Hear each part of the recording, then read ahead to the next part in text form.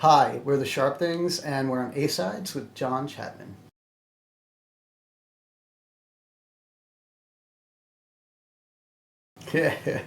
How the band formed in 140 characters or less. Quickly, symbolically, and absolutely, on the fly. Period. No, actually, Steve Gonzalez here and I plays drums. We grew up together.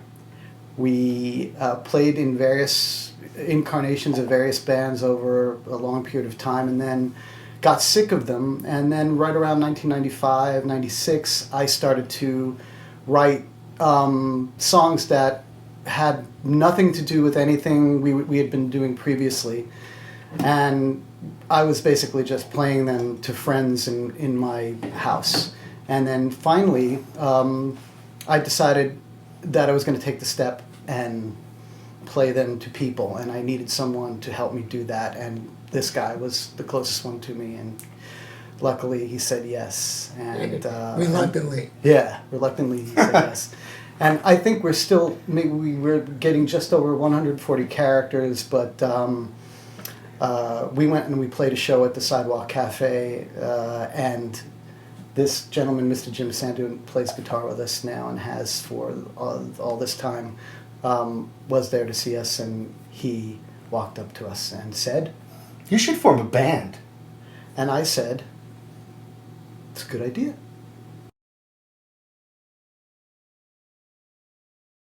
Well, I write the majority of them, and so you're asking me how I write songs, and the process for me is very personal and varied.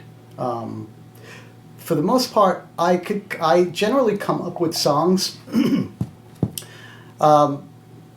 by myself, walking down the street, in the shower, driving, that sort of thing. It's that Burt Bacharach ideal of if you want to write a good song, you have to get away from your hands, and that's how I write. I'm too busy anyway to be sitting at a piano 24/7, so I usually write in my head. I have these things swelling in my head over a long period of time, and then finally I sit down and just flesh them out.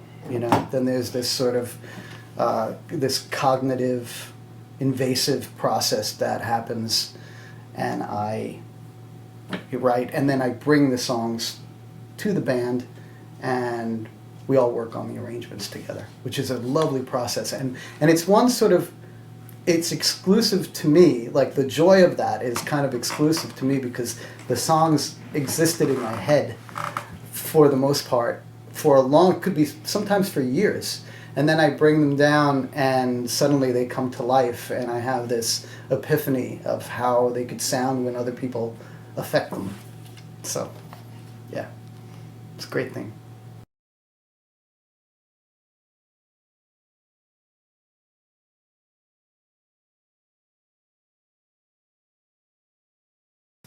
Roxette, the Swedish band. Swedish? What was their big hit? What was their big hit? I like them. I can't say anything bad about them. But if we're going to talk about look sharp, I think I'd rather talk about Joe Jackson, right? I would think so. Yeah. I've never heard Roxette. You have, though. There's I have? one song. What was the song? Is it on the radio? Do you remember them? They had a couple songs that were poppy, and then they had a slow one that was this Well, blockbuster hit. Didn't they do the big song for It Must Have Been Love, But It's Over Yes. Now? Oh, those guys. That was Yeah, them. Yeah. But then they had another song like before Listen that. to Your Heart. Don't like Listen them. to Your Heart. No, Yeah, I that's don't like them. That's right. Not that I have any of their albums. Yeah. No, Yeah. no, I don't like them. Joe Jackson's cool though. Joe Jackson's cool. Yeah. He's cool. Ugly though. Ugly. Ugly. He's a lot less pretty than the woman in Roxette. Oh, there's a woman in Roxette? Yeah. Oh. As I remember, it was a guy-girl. Right, it was. Oh yeah. Yeah. All two of them. Oh, in that case, I like them. Yeah. Yeah. But then I think they spawned a whole. They spawned. No, like a whole Like salmon? thing of of guy-girl duos. Oh. Yeah. Oh, like those other Like now you'd have like the She and Ravenettes him and she and him and him and yeah. her and them and she and Those other guys. Those other guys too. Right, those other guys.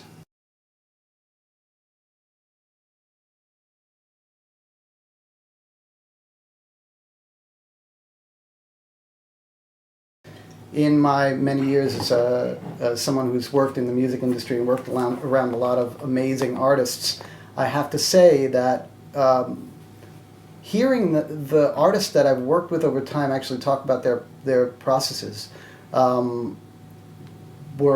it has been a big inspiration. But I would have to say that the inspiration for my songwriting comes from a lot of different places.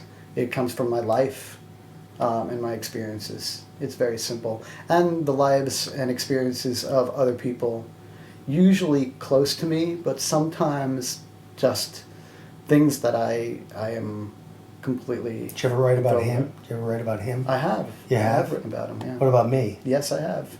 But we don't do that song anymore. But I don't... Yeah. I just don't tell them. I've never written about you. You should try. You just wait. Fucking asshole. There we go. So, we're midway through a 4-album recording project that began here in the fall of '09. All recorded here at the studio, which I built and own. It's called The Kennel. We've got 2 of them out, and a third one I expect will be out in the late spring or early summer. And it's going to be called Adventures In. And then the 4th one will come out when it's done, and we don't know what it's called yet. Right. I think we should probably realistically look to that one around early 2015. Yeah. But not later. Not later than that, yeah. Earlier would be better, but later would be Yeah. more realistic. Yeah, so 5.5 years for 4 albums. That's not bad. For us, most definitely.